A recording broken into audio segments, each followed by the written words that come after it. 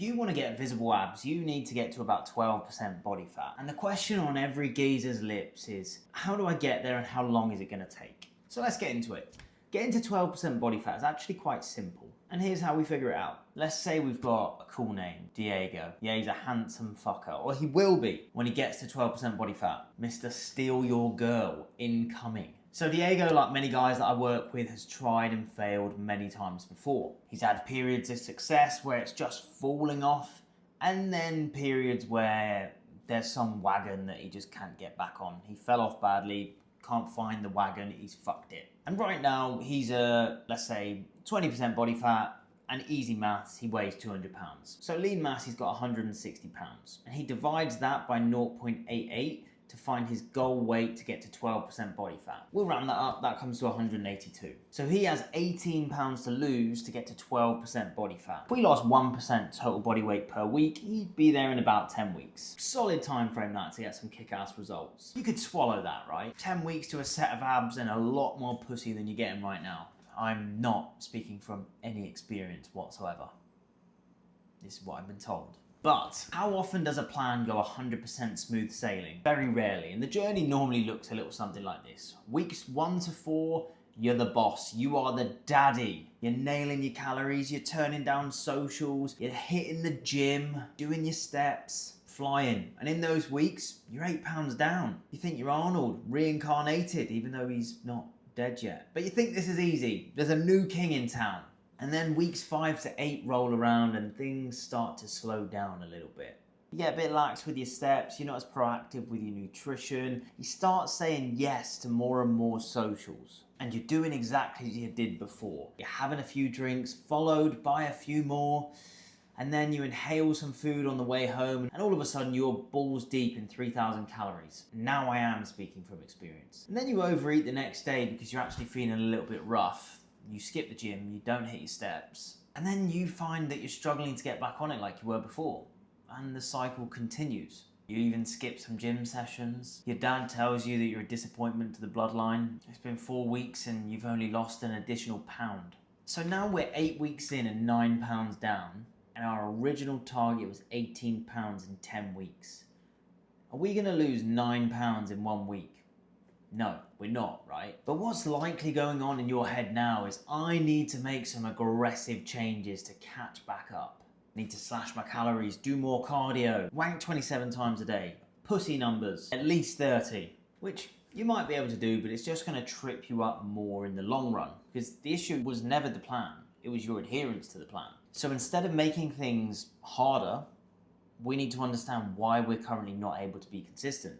Why we're not able to be adherent, what's going wrong right now, rather than throwing shit at the wall, making it harder, and then making us fall even further off this imaginary wagon. At some point, you will have to make adjustments as you go through a fat loss phase. Sure, that's totally normal.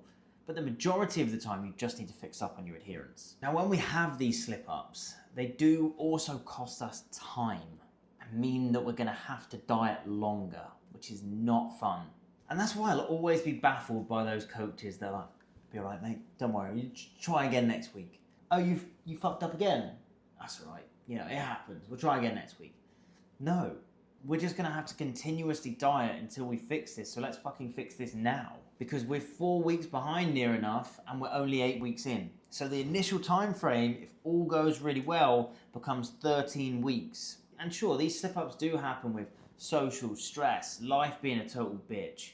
But we can't ignore that. We need to work with it. We need to understand why we slipped up, what we did, and what we would do next time in that same situation. But then over the next 4 weeks, things weren't absolutely perfect for Diego. We had to tackle some of the issues that he was facing from beforehand. But now over the next 4 weeks, he's another 5 pounds down.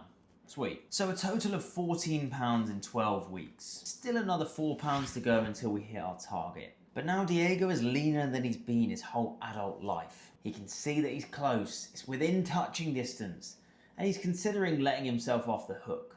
Saying he's almost there, he's got lean enough, he's done well, but he could also just push on and get it done.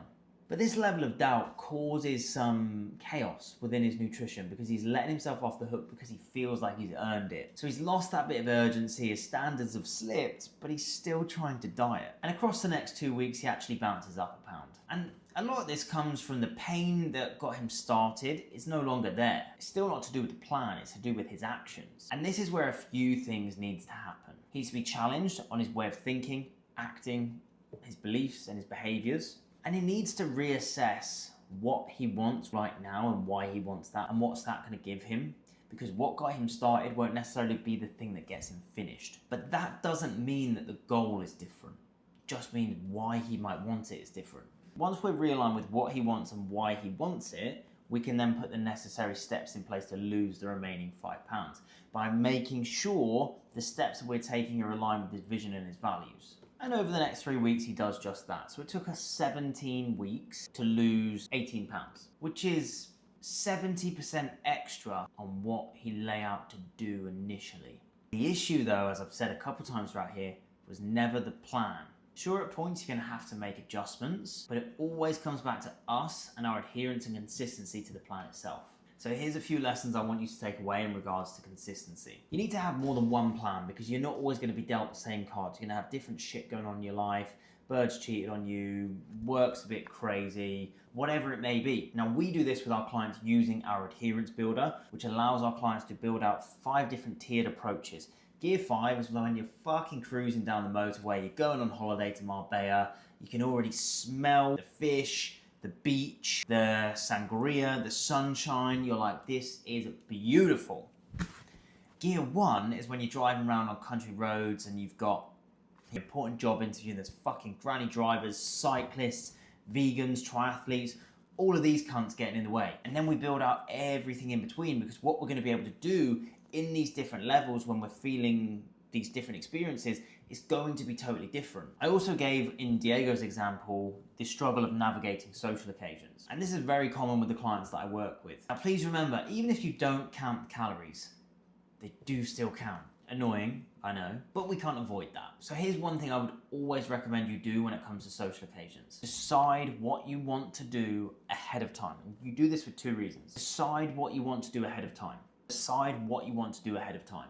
Then you're not picking in the emotion of the moment where you're like, oh my God, this looks so good. I want to have this. What are you having? Oh, fuck, that looks really good. That smells good. Wow, I'll have this. Decide ahead of time. And secondly, you can already pre-work out how many calories that's going to be and work it into your week so that you can still lose fat that week. The next is to always align your goals with your vision and values. Because if you are conflicting your vision and conflicting your values, you're going to create chaos in other areas of your life. So a huge value of mine is my health, right? And I am flying to the US in a few weeks now from Vietnam, from Da Nang to LA. Then I'm traveling to San Diego and I'm meeting a client the same day. I have 25 hours worth of travel because I have a 9-hour layover in Korea. I get in at 9:30 a.m. I lose 14 hours on the clock, but I'm meeting a client the same day for a training session, food, and to record some YouTube content and probably a podcast. After 25 hours worth of travel, then I'm spending the next 10 days or so on the go every 2 days, right? Meeting different clients, training, eating, having a few drinks. But across this 10-day period, I won't miss a training session. My food across that period will still be on point with my goals because I'm not on holiday. Whilst I'm there on a work trip. And the reason that I will do this is simple. If I go against my values, then I'm creating other chaos. Maybe my headspace isn't going to be in as good place as it could. My energy, maybe my interactions with my clients won't be as good as they otherwise could be. Another example of this is if you value, let's say, freedom, right? And right now, you don't have the confidence to take your top off at the beach or to wear fitted t-shirts.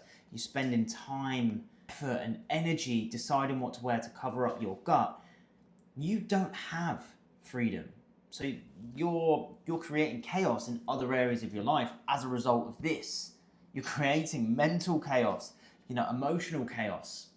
So you need to buckle up and start living in alignment with your values so that you can lose the body fat so that you can have the freedom that you want, that you say that you value, so that you can take your top off, wear the clothes that you want and not have all of this internal chaos. And if you want a bit more detail on that, then comment V&V and I'll send you over our vision and values training. And the next is please note that there is no point making adjustments if you're not being adherent. How are you going to be more adherent by making it harder? You're not. Learn why you're not being adherent and fix that. Without making any changes to the numbers, you will start to progress again just by actually hitting those numbers. Weird, I know.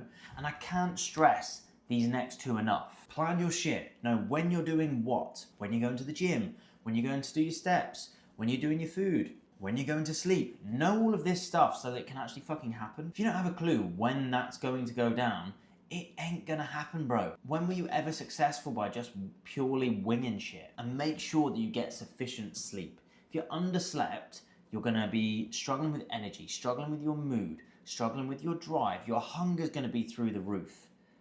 That's not exactly a dream combo to big results, is it? So make sure you are prioritizing your sleep, getting 7 to 9 hours of good quality sleep per night. Now, if you are trying to lose fat before summer so that you can get into your fitted tees for the beer garden, you can take your top off at the beach, then I've built a full free mini course on how to lose your next 10 kg. It's linked in the description of this video. And if you want the full adherence builder, then you can take that on screen here. And if you don't, well, then you probably hate puppies and stink. All right, well, see ya.